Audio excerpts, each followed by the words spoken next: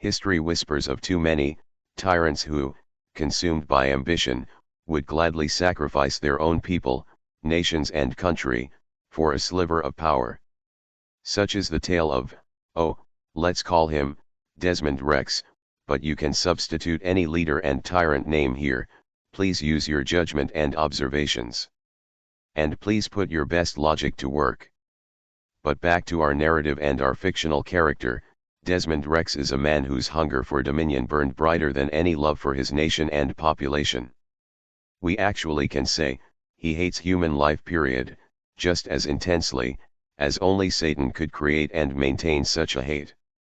Desmond was not a conqueror from afar, but a viper nestled within, abusing to the maximum worst and treasonous extreme the trust of his constituents. Folks, he is a lazy, coward, paper tiger, bunker dweller and a pure psychopath, a politician whose smile masked a heart as black as ash. Desmond's rise was a slow, insidious creep. He cultivated an image of the pragmatist, the man willing to make tough decisions. He preyed on anxieties, whispering of external threats while subtly undermining the very institutions that bound the nation together. He sowed dissent, pitting neighbor against neighbor, eroding the fabric of trust. Folks, this sounds somewhat familiar. At the beginning of this video, I mentioned history. Ladies and gentlemen, do not forget that even yesterday's events are history, by now. When the inevitable unrest came, Desmond was the serpent offering a poisonous solution. Through manipulation and shrewd alliances, he positioned himself as the sole voice of order, the iron fist to quell the flames he, himself had planned, conjured, created and fanned. The descent into chaos was swift. What began as protests morphed into armed conflict, leaving cities smoldering and the countryside ravaged. Desmond, playing the role of reluctant savior, amassed more power with each crisis. His enemies, blinded by the immediate threat, failed to see the architect behind the destruction. Desmond, with chilling efficiency, orchestrated the downfall of those who dared oppose him. Because the truth hurts this kind of tyrant, psychopath people, as the holy water, hurt Satan. Once vibrant institutions were reduced to hollow shells, their power usurped by his growing dominion. Victory, when it finally arrived, was a Pyrrhic one. The nation Desmond seized control of was a wasteland, its people broken and disillusioned. Industries lay in ruins, and the land itself bore the scars of war. Yet, Desmond ascended his throne of ashes, a skeletal crown upon his head. His reign was a constant struggle to maintain order in a fractured society. The loyalty he commanded was born of pure and induced fear, not love and empathy. Every corner held the potential for rebellion, a constant reminder of the devastation he had wrought. Desmond, the man who craved absolute power, found himself ruling over a desolate kingdom, a monument to his twisted ambition. Ladies and gentlemen, sound familiar? Did you happen to observe the recent history?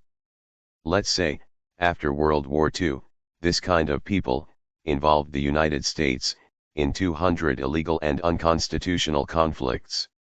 Conflicts in which they, their families and friends, never took part at all, even if they wanted it, they planned it, conjured it, created and fanned it.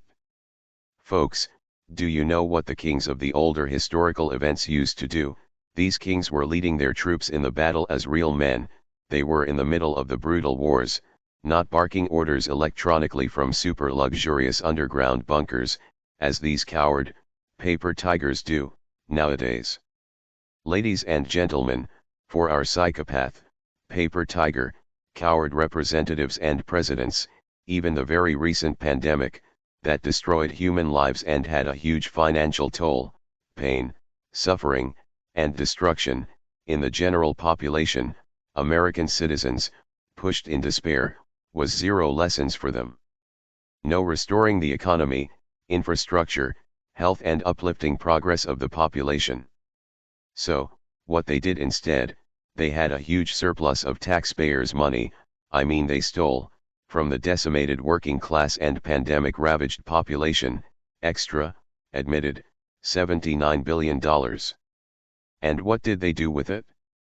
Burned into the most recent war, because they care more about the killings and distractions of innocent people and their sick huge war profits, than about life, liberty and the pursuit of happiness for Americans, by giving back that tax surplus to the rightful owners and by giving the world in general, some respect and peace.